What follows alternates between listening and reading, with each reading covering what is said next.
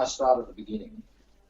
All right. Well, Sure. I'll even go back. I was going to tell you how coming through the gate on the bus was a intimidating experience. Yeah. First arriving at Kapuka, one First. RTB that was called First Recruit Training Battalion. I think it's called something different now. But anyway, this was 1984, so Okay, so the year was 1984. we're going a long way now. So 34 years, if my arithmetic serves. 34 look, years. I'm going to leave that as a little bit of a prologue to me arriving at the recruit training camp, and go back a few weeks before that to when I was at the recruiting office in Brisbane. Okay. And I was, in fact, the first of a series of visits to there, I think earlier in 1984, which was the first year after I finished high school. I inquired about all of the services at the recruiting office and spoke to all of the representatives and recruiting officers from Army, Navy and Air Force. And they all asked me specifically what I was interested in doing, what sort of job, if I were to get into the services. And I said to all of them, photography. I said I was interested in photography, which was a genuine reason why I wanted to go in, try and get some training, professional training in photography, which I hadn't really had at that time. And I wasn't really thinking about making the military my lifetime career. Far from it. I wanted to get some training and experience and then get out. That was my plan, and pursue other things in civilian life. Hopefully in the photography field. After, you see. So said that to all of them, and the Army and the Navy and the Air Force guy, who, strangely enough, who have much more developed, or did at the time, photographic services within their organisations, both said that it was unlikely that, for a short-term stay with them, that I'd get much in the way of photography, because they were fairly small sections, and they were popular and they were hard to get into, that sort of thing. So they're giving it to me pretty straight, I would think. But when I talked to the Army guy, being young and naive and whatever, as I was at the time at 18 years of age, the Army guy, well, I'd say pretty much bullshitted to me and just assured me that I could work in photography if I were to get into the Army. That's, in a nutshell, what he was telling me. So 3 services, that sounded a lot more promising in terms of getting what I wanted. So I thought, yeah, I'm going to go for the Army. Plus, the Army had a minimum sign-up time of 3 years. Air Force was a minimum of 6, and the Navy was a minimum of 9 years. So I thought, I'll hedge my bets a bit here and just go for 3 years and go with the guy who's telling me he's going to give me what I want. So I went through the recruiting process. We're getting down towards the end of the year now, and I said to the guy, after going through the various steps of, filling out forms and doing tests and whatnot at the recruiting centre, I said there probably won't be much chance of being called up before Christmas, because I think this was November. We're talking about mid-November at this stage of 1984. And he said, no, that'd be very unlikely that they're going to have any further intakes, which is what I wanted. I wanted to, spend at least that last year Christmas at home with friends and family. Unexpectedly I get this call about mid-December. Well, it's actually early December, so it's only a couple of weeks later, I think, and they say, oh yeah, you've got to come in on the 10th of December because that's, you're in our next intake. We think there'll be another war on soon. Yeah. Well, it was pretty quiet in the mid-80s with that sort of thing, as far as Australia was concerned anyway. So so that wasn't a factor, but God knows why they did this last intake right before Christmas. But anyway, I went in there, super early on the day, and went through a few days of bullshit for actually getting to Kapuka. So that was pretty much the story of the recruiting and actually getting there. one thing I didn't mention was that on the day we went into the recruiting office to actually sign on the dotted line, sign up for the army. Yeah. There was actually a choice in terms of what you could sign for. This general intake, which I was, going in as, you could sign for 3 or 6 years. So they had this option that you could choose. So the recruiting officers got us all in the room. There's probably 30 or 40 of us actually, and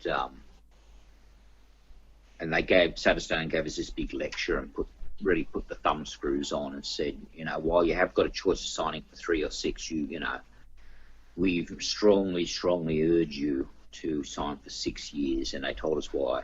Well, that would be a great thing, all the great advantages like faster promotion and getting the sort of job you wanted and all this sort of bullshit. This was out and out bullshit, which, everyone was lapping up at the time, because we didn't know any better. And they even, could you believe this? They said anyone who decides who wants to sign for 3, well, they can come out here right now, he says, out the front of the whole group, and he puts a chair up on top of the desk at the front of the room, a chair up on top of the fucking table. Yeah. Says you can sit up here. You can sit up here and explain to everyone why you're signing for 3 and not 6. So that's the sort of pressure these pricks were putting on us. Obviously this was the directive for them to basically sign up as many as possible. I think as it turned out at the time, recruitment was really low and slow and difficult at that time for the services. Right. Maybe because there wasn't a war on, we weren't whipped up into patriotic fervour. Yeah, that could have been it. And I suppose it was 10 years after Vietnam had finished. There wasn't much. Yeah, the army lost. We did lose that one.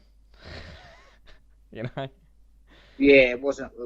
Yeah, and the way that people treated the returned soldiers too after Vietnam was really poor too, and there wasn't necessarily all that national sort of fervour about returning soldiers and you've done a great job and delivered a great victory and all that sort of thing that probably happened in other previous wars when Australian soldiers came home.